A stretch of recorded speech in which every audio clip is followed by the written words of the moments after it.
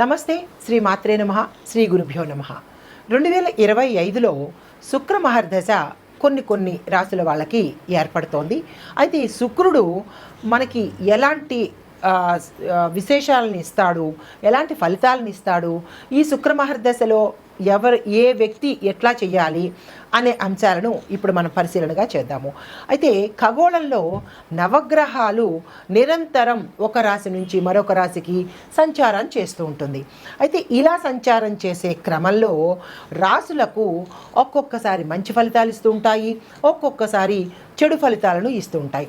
అయితే చెడు ఫలితాలను మనకి కలిగే సమయంలో పెద్దలు సూచించిన, జ్యోతిష పండితులు సూచించిన పరిహారాలను కనుక పాటించుకున్నట్టయితే ఆ చెడు నుంచి మంచికి జరిగే అవకాశం కనబడుతుంది. అయితే శుభ ఫలితాలు కూడా ఒక్కొక్క గ్రహాలు మనకి అనుకూలిస్తాయి. అయితే ఈ మామూలు సంచారం వేరు, శుక్ర మహర్దశ అంటే ఒక్కొక్క గ్రహానికి ఒక్కొక్క మహర్దశ అంతర్దశ వచ్చిన సమయంలో మేషాది ద్వాదశ రాశుల వారికి మంచి ఫలితాలను ఏర్పాటు చేస్తారు. అలాగే శని మహర్దశ, శుక్ర మహర్దశ, బుధ మహర్దశ, గురు మహర్దశ ఇలాగా ఒక్కొక్క గ్రహం మనకి మంచి ఫలితాలను ఇస్తారు. ఇప్పుడు 2025లో మనం ఇప్పుడు చెప్పుకునే ప్రధాన అంశము శుక్ర మహర్దశ ఏర్పడబోతోంది. అయితే శుక్రుడు దేనికి ప్రతీక అంటే సంపదకు, శ్రేయస్సుకు, ధైర్యానికి, సాహసానికి కారకుడు శుక్రుడు అన్నమాట. అయితే ఈ శుక్రుడు వృషభ రాశి నుంచి మకర రాశిలోకి ఈ 2025లో ప్రవేశిస్తున్నాడనమాట. అయితే శుక్రుడు వచ్చాడంటే ఇంకేముంది, మహర్దశే అనమాట అందరికీ. అయితే దీనివల్ల కొన్ని రాశుల వాళ్ళకి పట్టుకుందల్లా బంగారంలా ఉంటుంది. వాళ్ళు ఏమీ అనుకోకపోయినా, ఏమీ సాధించాలి ఏమీ అనుకోక్కర్లేదు, కానీ అన్నీ వాళ్ళు సాధిస్తారు. అన్ని రకాలుగా వాళ్ళకి కెరియర్ పరంగా, ఆర్థిక పరంగా, ధనపరంగా, కుటుంబ పరంగా, ఇంకా ఒకటేంటి శుక్ర మహర్దశ ఉన్నంత కాలము వాళ్ళకి అన్ని రాజయోగాలే కలుగుతాయన్నమాట.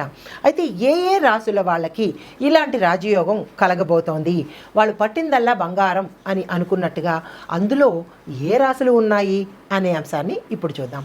ముందుగా దానికన్నా ముందు ఇంకొక విషయం చెప్పాలి. జాతకంలో కనుక శుక్రుడు ఉన్నత స్థాయిలో ఉన్నట్టయితే కనుక, అందుకే మీ యొక్క వ్యక్తిగత పరిశీలన కనుక జాతక పరిశీలన చేసుకున్నట్టయితే శుక్రుడు ఏ అంశంలో ఉన్నాడు, ఎక్కడ ఉన్నాడు అనే విషయాన్ని వ్యక్తిగత జాతక పరిశీలన తప్పనిసరిగా చేయించుకోవాలి. అంతేగాని గోచార రీత్యంలోకి వెళ్ళిపోయి మాకు అది జరగట్లేదు, ఇది జరగట్లేదు అని నిందించడం కాదు. ఇది గోచార రీత్యా చెప్పదగింది కాబట్టి మీరు మీ వ్యక్తిగత జాతకంలో, మీ జాతక చక్రంలో శుక్రుడు ఎక్కడ ఉన్నాడు, ఆయన ఇచ్చే ఫలితాలు ఏమిటి అనే అంశాన్ని మీరు తప్పనిసరిగా చూసుకోవాలి. అయితే ఇక్కడ శుక్రుడు కనుక మీ జాతకంలో ఉన్నత స్థాయిలో ఉంటే మీరు 64 కళల్లోనూ విశేషమైన ప్రతిభను, ధనాన్ని కూడా, కీర్తి ప్రతిష్టలు పొందుతారు. తర్వాత అందం విషయంలో కూడా చాలా చక్కని అందాన్ని ఇస్తాడు శుక్రుడు అనమాట. అయితే సంగీతంలోనూ మేధావులుగా తయారు చేస్తాడు, తద్వారా ధనప్రాప్తిని ఇస్తాడు. తర్వాత గౌరవము, సంపదలు, పేరు ప్రఖ్యాతలు, కుటుంబ సౌఖ్యము, ఇలా ప్రతి ఒక్క అంశాన్ని ఆ వ్యక్తికి శుక్రుడు ఆపాదిస్తాడనమాట. అయితే శుక్రుడు వృషభ రాశికి, తులారాశికి అధిపతి. ఆయన యొక్క అనుగ్రహంతో జీవితంలో ఎటువంటి ఎగుడు దిగుడు పరిణామాలైనా సరే చోటు చేసుకోలేవు, ఎప్పుడూ ఉన్నతి మాత్రమే జరుగుతూ ఉంటుంది. అయితే జీవితంలో శుక్ర మహర్దశ చోటు చేసుకొని అంటే మనకి వచ్చి ఆర్థికంగా మంచి స్థాయిలోకి, అంతవరకు శుక్ర మహర్దశకు ముందు వరకు కొన్ని రాశుల వాళ్ళు అంటే ఎట్లా ఉంటారంటే పైసాకి కూడా నోచుకోనటువంటిది, అవమానాలతో, తిట్లతో వాళ్ళు ఏది పట్టుకున్నా సరే మట్టి అయ్యే రాసుల్లాగా ఉంటారు. కానీ ఈ శుక్రుడు ప్రవేశించినప్పుడు మాత్రము అసలు వాళ్ళు ఏది పట్టుకుంటే అదే బంగారము, ఏది మాట్లాడితే అదే గౌరవం అన్న రీతిలో ఈ శుక్రుడు ఆయా జాతకులకు, ఆయా రాసుల వాళ్ళకి ఉన్నతిని ప్రసాదిస్తున్నాడు. ఆ రాసులు ఏమిటో అనేది మనం ఇప్పుడు చూద్దాము. తదుపరి రాశి ధనస్సు రాశి. ఈ రాశి వారికి అంటే శుక్రుడు మహర్దశలో ఆయన అదృష్టం పొందిన రాశిలో ధనుస్సు రాశి వారు కూడా ఉన్నారనమాట.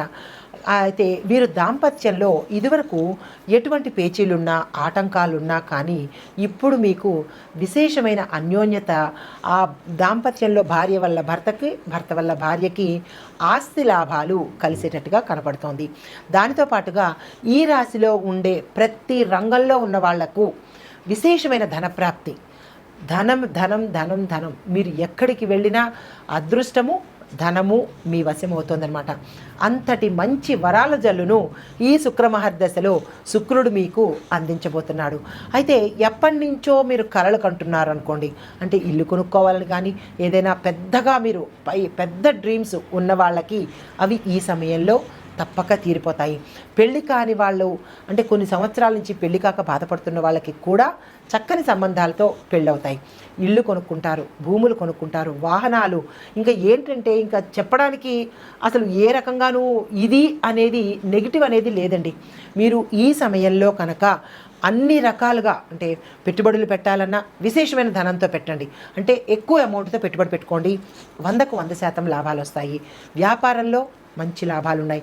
పారిశ్రామికవేత్తలు కానీ, వ్యవసాయదారులు కానీ, ఈ రంగంలో ఉండే ప్రతి ఒక్కళ్ళకి ఆ శుక్రమహర్దశలో ఆ శుక్రుడు యొక్క అనుగ్రహం వల్ల విశేషమైన లాభాలు ఉన్నాయి. ఆ లాభాలన్నీ మీరు పొందాలి. ఈ సమయాన్ని మీరు అస్సలు వృధా చేసుకోకండి. ఆయన ఇచ్చిన అదృష్టాన్ని మీరు వెంటనే చేజెక్కించుకోండి.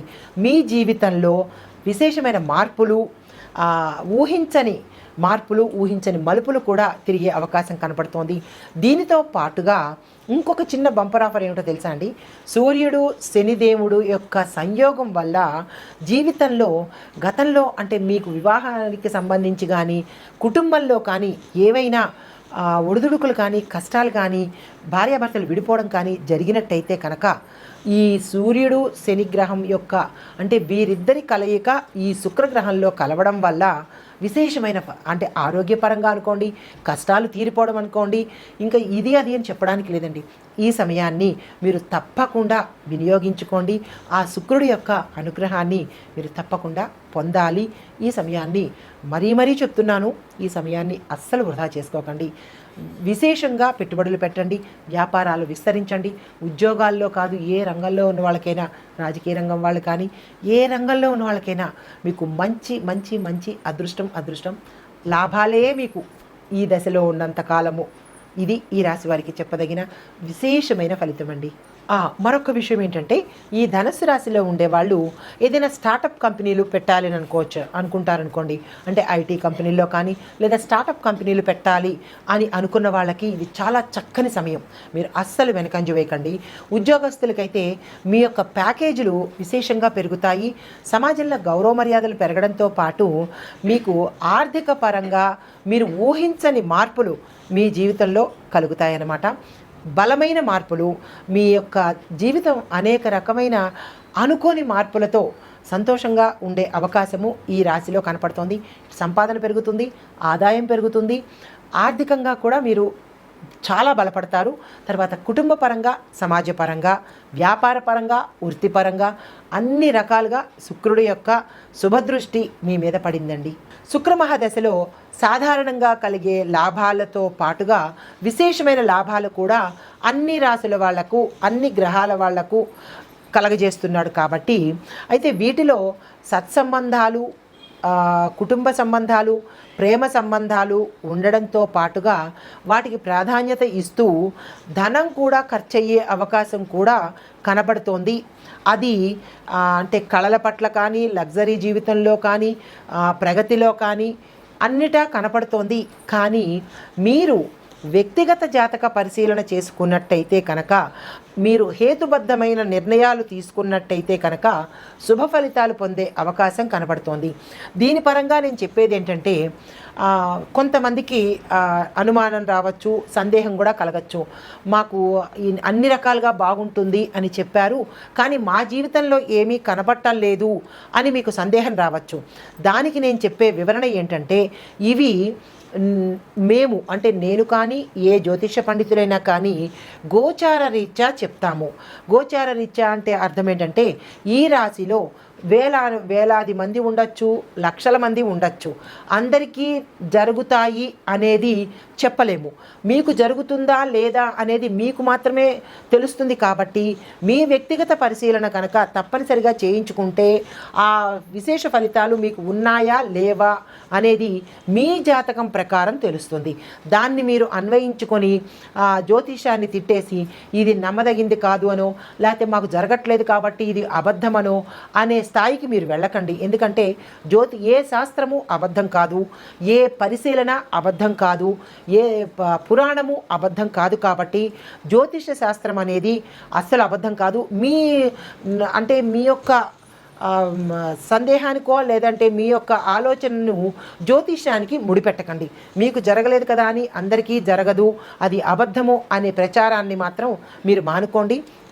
మీకు కలగాలి అని అనుకుంటే కనుక మీరు వ్యక్తిగతంగా పరిశీలన చేయించుకోండి.